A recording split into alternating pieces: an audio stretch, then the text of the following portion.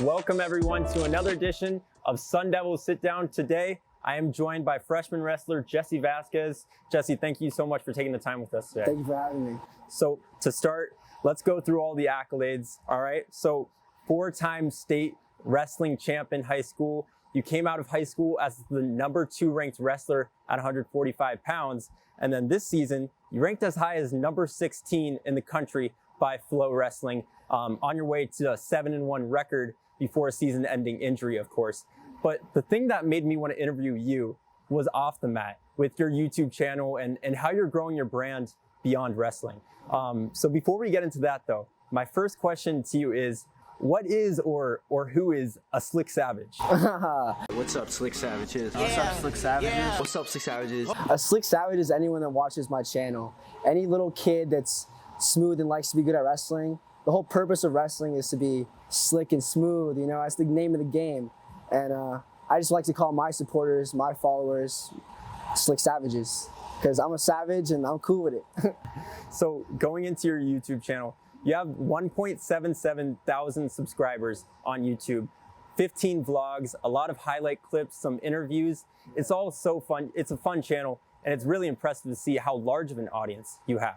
So I want to know what got into, what made you want to start this YouTube channel, and how have you seen it grow from there?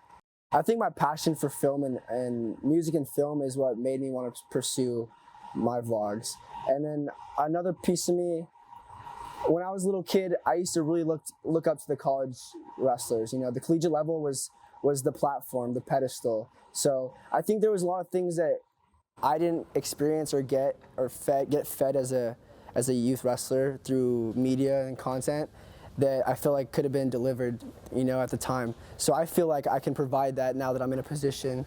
I'm a D1 college athlete. People want to see what a D1 college athlete is doing, and I feel like I can highlight that through my lens and my life. I think I live a very unique life, and I'm blessed and grateful to be in the position that I'm at.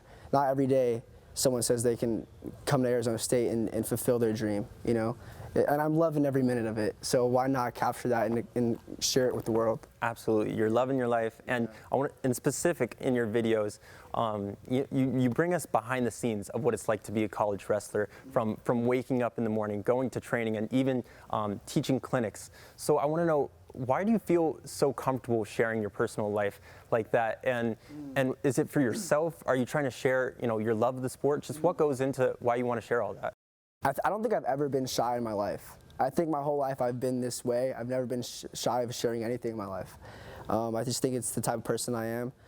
I'm really confident, and I really don't care what people think of me. That's one thing that I think has really helped me with the vlogs is I'm okay with sharing my content because I don't really care what people think about it. I'm more making it for the people, for the kids that were like me once. I was once in a youth wrestler's shoes, and I just want to do something that wasn't available to me back then, So I feel good making these projects. It's fun for me, and I like the way it makes other people feel. And I feel like majority of the reason why I did it was because I feel like I'm around such talented individuals every day, and I don't think they get admired as much as they should. That's like the reality of it, is that I think wrestlers are some of the best athletes in the world. Compare them to basketball players, football players. We don't get the same recognition that they do. And I think that I'm around individuals here every day that are at that level or better. I think this college wrestling, NCAA D1 wrestling, this is almost the pinnacle. This is the NFL for us, and we're not respected nor paid or, the same way a basketball player would be at our age. I'm in this room with guys like Ja'Cory Teamer, Mikkel McGee. These guys are supernatural athletes that are doing wrestling because it's their passion. It's what they like. But if Ja'Cory Teamer wanted to go play basketball or football, he would be a pro. You've seen him wrestle, and I just think my vlog is an asset to help these people get a bigger platform. Not just myself, because these other kids, they want to see what Ja'Cory Teamer's doing, and they know Ja'Cory Teamer is with Jesse Vasquez. So, it makes kids become dreamers. I've always been a dreamer, and I've never put a capacity or a limit to my success. I never put a dollar amount on how much I want to make. I think the things that I was taught growing up made me come to the position where, or come to the point where I wanted to pursue these vlogs, let these out. So that, if that answers your question. Absolutely. You touched on a lot there. My bad, I had to put it together. All good, all good. And something you brought up were the individuals around you. Yeah. And I see a lot that you interview a lot of people like UFC, MMA fighters, even ASU athletes. I mean, you could take my job right here. We could be switching roles right now. Yeah. But honestly, is that just you trying to learn from other people, the mentality, what it takes to be great?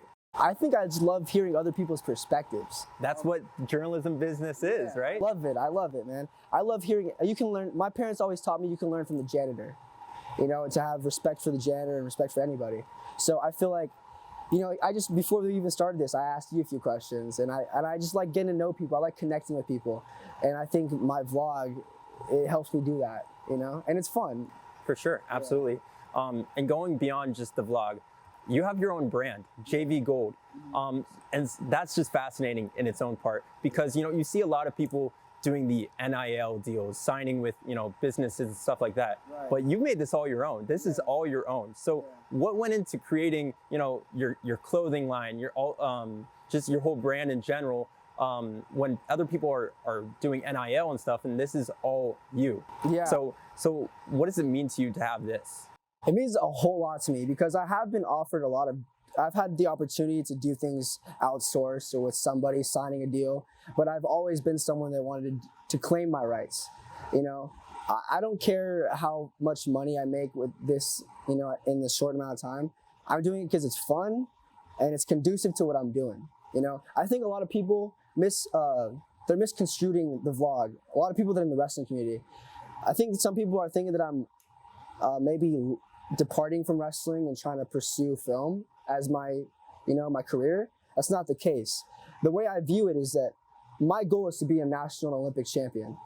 And the way I see it is this vlog is just coming alongside with me, bringing you guys along the journey, So my goals are I still have so many goals that I want to accomplish. And I want to show the different dimensions of my life and bring people along with me to see it, because I'm more than just a wrestler. Yes. And let's switch gears for a second. You mentioned your season. Torn hamstring in December against Penn State. Yeah. Out for the rest of the season. How did that affect you mentally at the beginning? I think mentally, well, there's just a few things about my injury that a lot of people don't know is that when I first got injured, I didn't think it was as bad as it was. So in my head, I was still preparing to be a national champ this season, right? But I felt the pain and I knew there was something wrong. Like, I'm a smart professional, right? I know that what's a hurt and what's an injury. What's something I can tolerate and something that's excruciating, right? And I felt that this pain was excruciating, but I still believe that I could still compete. I've never broken a bone or torn a ligament ever in my life. So I didn't have anything to compare it to, right? But I think immediately there was a setback mentally, thinking like, wow, like my season's over. Like, what am I going to do? I'll have like 8 months down. But I think this time has given me, some time to think about what I truly want. I think that the fact that my sport could have got taken away from me so soon, like that in the blink of an eye, I think that's what made me realign my gratefulness or my approach to the sport, I think being in here for 5 more years, sacrificing, putting my nose down and just grinding is really not that big of a deal, not that much work in the large scheme of things. You know what I'm saying? When you were hurt, did you ever think, maybe I should take this on, this videography, this YouTube channel full time? Maybe I should go this path instead, or has it always been wrestling? It's always been wrestling, man. I think I've been so immersed in wrestling. It's a piece of my identity. I identify as a wrestler, but I just don't want to be identified as a wrestler, like I want to be I want to be looked at as someone that can do anything he puts his mind to, not just someone that's limited to this category, right? But yeah, wrestling is my identity, and I think that after my wrestling career, I may want to do something with vlog. I may want to be a YouTuber. What's wrong with that? I think a lot of people want to diminish my goals rather than support them. I mean, what other wrestler have you seen become an Olympic champ, and then become a famous YouTuber. I haven't seen. That's why I wanted to hear your story. That's why I want to. Yeah, I want to do things that no one else has done, right? No one else has documented their whole life. Well, I know I'm gonna be a star, and that's something that I've known since I was as young as I can remember. I know I was special, and a lot of people misconstrued my confidence for cockiness, and I think that's something that a lot of people don't. A lot of kids, and that's another thing why I started the vlog, is that so many people before I started this vlog, and I'll even put it to you like this. I want to say some names, but there's people here in this program that tried to diminish what I was doing. Now they're full-fledged supporting it because I've made a name for myself. I've proved that my content quality is there, right? But before anyone ever saw a piece of my work, they wanted to shut it down right away. And you see what I'm saying? Like I think I chased that feeling of proving people wrong, you know? Oh no, people said, oh, you can be a 4-time state champ. My own father told me I could not be a 4-time state champ. Coming into my freshman year of high school, I said, we'll see. You can sit on the sideline. I'm gonna show you what's up. And you can see this, Dad. You'll remember. I swear to God. And I want to close with a quote that I heard in one of your vlogs. So I'm going to quote you directly. So you say, I just have this passion to be successful and I hate to lose. So obviously that applies to wrestling, but how does that extend beyond the mat into what you're doing with JV Gold? This whole JV Gold stuff, it's supposed to be a positive wave. You know, I want to enlighten and bring positivity to people, and I'm competing with myself to bring that impression to people. I really want to leave an impression on people of positivity. I want people to watch my videos once a day or once a week or whatever it is and feel like my videos made an impression on them, you know? And I'm competing with my quality of work every day. And whether it's graphic design, a video, content idea video, or something for one of my peers, you know, I'm competing with myself every day. And I think that's what JV Gold, it's almost like the JV Gold mantra is that you're competing against yourself because you're competing with the man in the mirror, you know? That's who I'm chasing every day. Yes, I have my goal, I have my heroes and idols here and there, but I'm chasing them. I'm trying to beat my idols. Now looking forward, how far do you see yourself taking this? Like, what are your goals for JV Gold and wrestling? And how do you see yourself, you know, how do you see those two things intersecting in the future? Dude, I've honestly been thinking about this a lot, and I just see myself taking over the world somehow. Like, I mean, this sounds cocky, man, but I'm being confident and I'm being straight up. I believe in myself so much that and with God's blessings and the support of people around me, Tempe, I see no way for me to fail.